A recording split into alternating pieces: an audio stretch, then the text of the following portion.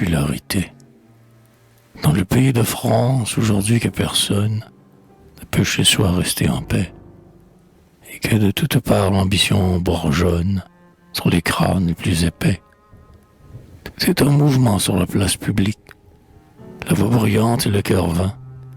Chacun bourdonne autour de l'œuvre politique. Chacun y veut mettre la main. Là courent tous les gens de bras et de paroles, poètes, orateurs et soldats, tous ceux qui veulent paraître et jouer quelque rôle dans le grand drame de l'État.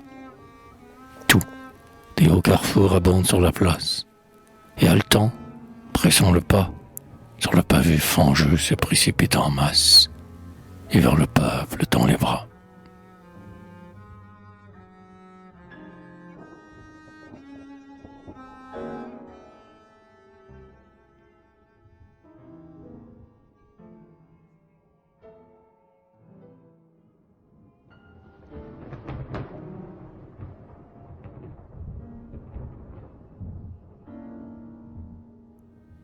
Certes, le peuple est grand, maintenant que sa tête s'est coincée 1000 francs, que l'ouvrage fini, comme un robuste athlète, il peut s'appuyer sur ses reins.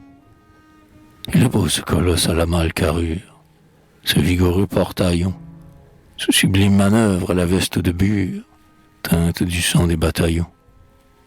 Ce maçon qui d'un coup vous démolit des trônes, et qui, par un ciel étouffant, sur les larges pavés fait bondir les couronnes, comme le sursaut d'un enfant.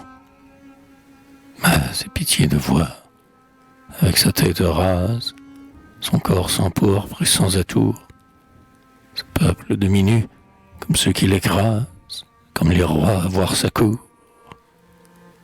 Ouais, c'est pitié de voir, à genoux sur sa trace, un troupeau de tristes humains, lui jeter chaque jour tout leur nom à la face, et ne jamais lâcher ses mains.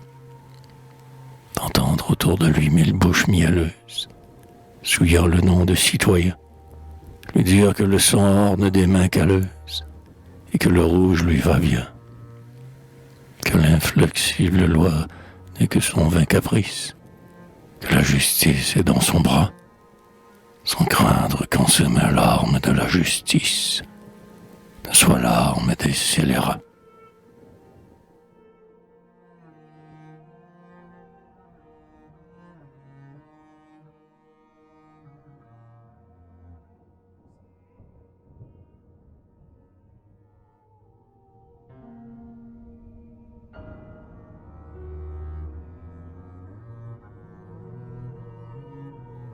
Est-ce donc un besoin de la nature humaine que de toujours courber le dos? Faut-il du peuple aussi faire une idole vaine pour l'encenser de vains propos? À peine relevé, faut-il qu'on se rabaisse? Faut-il oublier avant tout que la liberté sainte est la seule déesse que l'on adore que debout? Hélas, nous vivons tous dans un temps de misère, un temps nul autre pareil, où la corruption mange et ronge sur terre tout ce qu'en tire le soleil, où dans le cœur humain l'égoïsme déborde, où rien de bon n'y fait séjour, où partout la vertu montre bientôt la corde, où le héros ne l'est qu'un jour. Un temps où les serments et la foi politique ne soulèvent plus que des ris, où le sublime autel de la pudeur publique jonche le sol de ses débris. Un vrai siècle debout, plongé que nous sommes, chacun se vautre et se salit, ou comme en un linceul, dans le mépris des hommes, le monde entier s'ensevelit.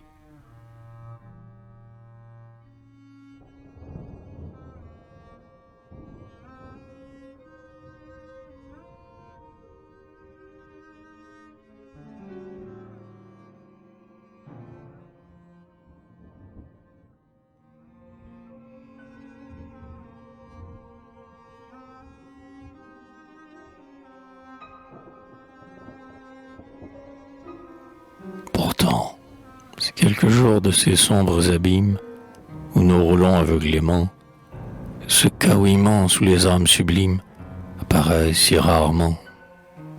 Tout d'un coup, Par hasard, il en surgissait une, au large front, aux bras charnus.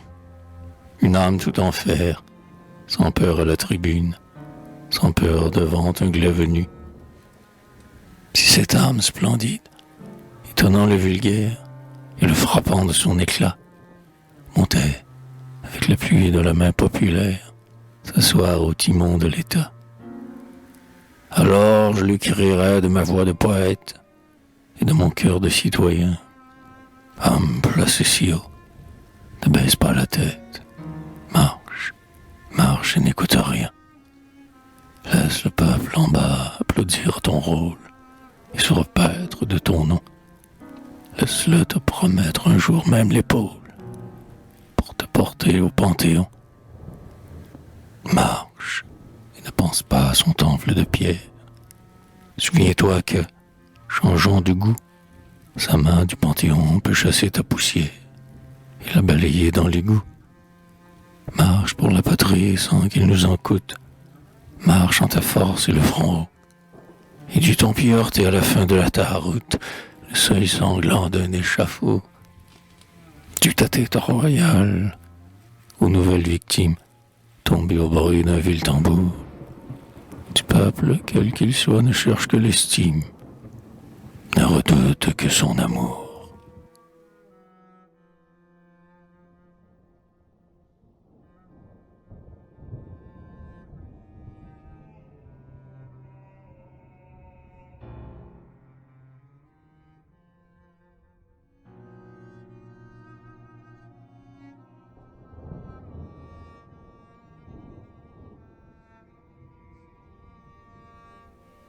La popularité, c'est la grande impudique qui tient dans ses bras l'univers, qui, le ventre au soleil comme la nymphe antique, livre qui veut ses flancs ouverts. C'est la mer, c'est la mer. D'abord calme et sereine, la mer au premier feu du jour, chantant et souriant comme une jeune reine, la mer blonde et pleine d'amour. La mer baisant le sable, parfumant la rive, du baume enivrant de ses flots, et berçant sur sa gorge ondoyante et lascive son peuple brun de matelots. Puis la mer furieuse est tombée en démence, et de son lit silencieux, se redressant géante avec sa tête immense, et tordant ses bras dans les cieux. Puis courant çà et là, hurlante, échevelée, et sous la foudre et ses carreaux, bondissant, mugissant dans sa plaine salée, comme un combat de 100 taureaux. Puis, le corps tout blanchi d'écume et de colère, la bouche torse et l'œil errant, se roulant sur le sable et déchirant la terre, avec le râle d'un mourant. Et, comme la bacchante, enfin lasse de rage, n'en pouvant plus, et sur le flanc, retombant dans sa couche, et jetant à la plage des têtes d'hommes et du sang.